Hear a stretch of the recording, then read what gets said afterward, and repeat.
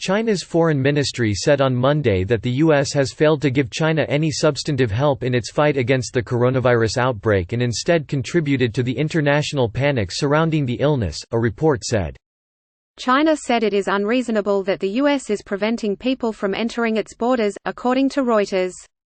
The virus thus far is blamed in 361 deaths and 17,205 infections, mainly in the area around Wuhan, China, the virus epicenter.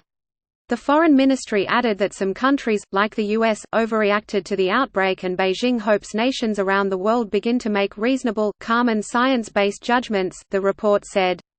All it has done could only create and spread fear, which is a bad example, Foreign Ministry spokeswoman Hua Chunying said, according to the news agency. He said countries like the U.S. have strong epidemic prevention capabilities and facilities, but instead of following World Health Organization guidelines, the U.S. concentrated on travel restrictions.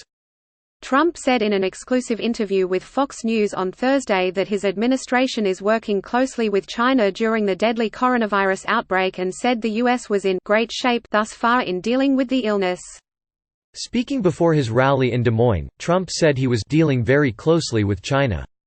Trump says U.S. working closely with China on coronavirus. We are in great shape. China is not in great shape right now, unfortunately. But they're working very hard, Trump said.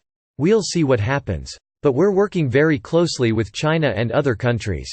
China slams Trump's coronavirus travel limits, not a gesture of goodwill. There are now 11 confirmed cases in the U.S. as of Monday morning, although no deaths have been reported. There are 6 cases of infected in California, 1 in Arizona, 1 in Washington state, 1 in Massachusetts and 2 in Illinois.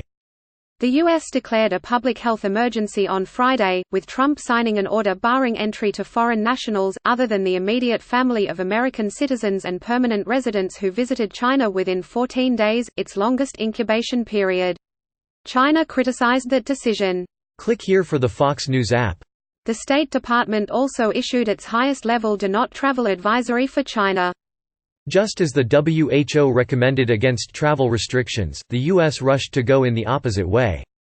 Certainly not a gesture of goodwill, said Chunying.